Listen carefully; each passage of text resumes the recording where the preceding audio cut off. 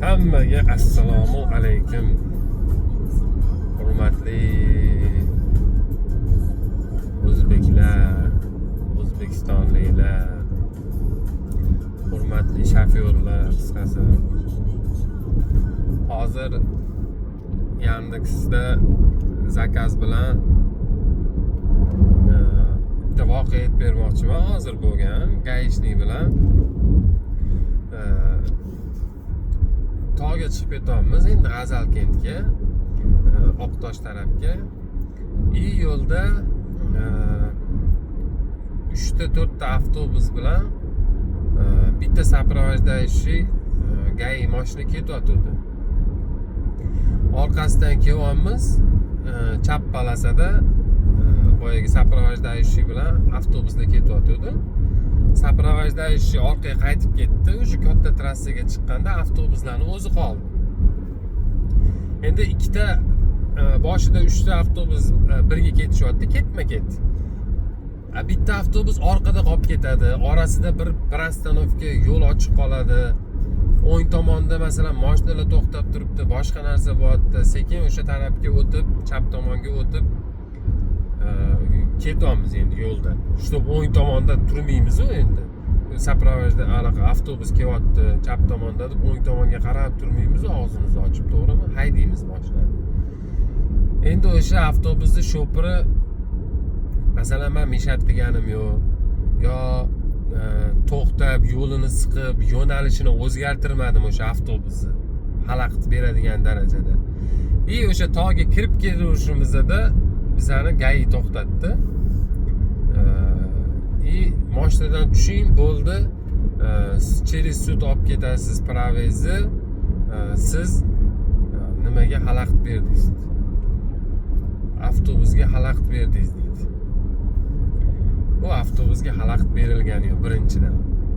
Ikkinchidan u gai ham vahima qilib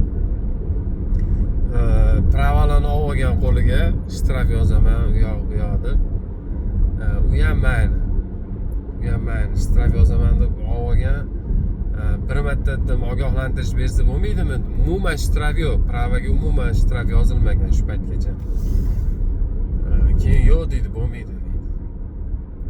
Bu deydi ratsiyadan beryapti menga aka deydi. Ratsiyadan chiqyapti. Buni nima qilib bo'lmaydi.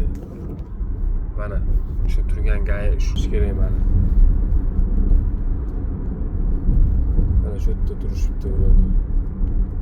Shu yerda ushashibdi. Mana shu tarafda.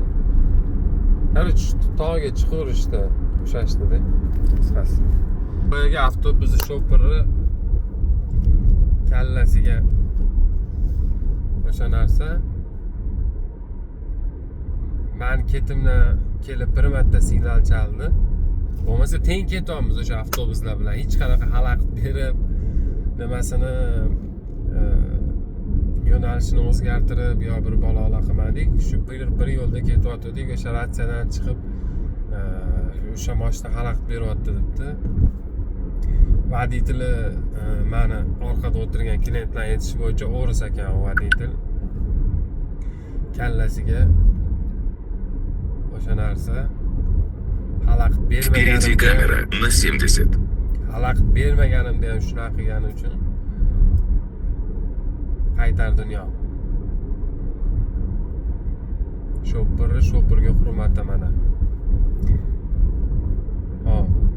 Keyin 200 ming so'm pora olib qo'yardi boyaga. Bu deydi prezident aytgan narsa, aytgan kortej bu. O'shani deydi siz orasiga tiqildingiz.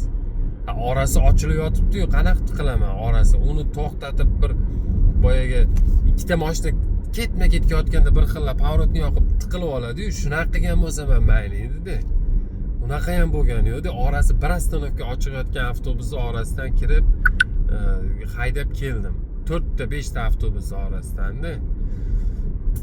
Mayli, hammaga xudo bor. Ilohim teshib chiqsin, boyaga 200 ming o'sha gaishniklarni. Nima deymiz? Sog' bo'linglar, salomat bo'linglar. Va bu o'ris shofyorga o'xshab terpilalik qilmanglar. yo'q narsaga. Bor narsa bo'lsa, boshqa gap edi. Aybdorligim bo'lsa, men o'sha shopirga, voditelni avtobusni shopiriga agar haqiqatdan men xalaqit bergan bo'lsam, men rozi edim, bo'ldi, yoz, bo'pti, prava ham kerak emas menga derdim. Unaqa ham bo'lmadi-da, hech qanaqa bir avtobusga minus qilib yo'nalishni o'zgartiradigan darajada yoki bir reski tormoz bosib yo reski orasiga tiqilgan joyim yo'q edi-da. Shuni hisobiga asabim buzilib shu videoni yozyapman. O'sha pul olganga iloyim teshib chiqsin, yaxshi kuningga buyurmasin. Ana avtobusni voditeliga kallasiga o'sha narsa qaytar dunyo. Xudo xolasa seni ham to'xtatib, yo'q narsaga shtraf yozib, iloyim pravini lishat qilib olishsin. Yoki normalniy pora berib sen ham chiqib ketgin. Shu. Sog' bo'linglar, salomat bo'linglar. Yo'llarda ko'rishib qolamiz.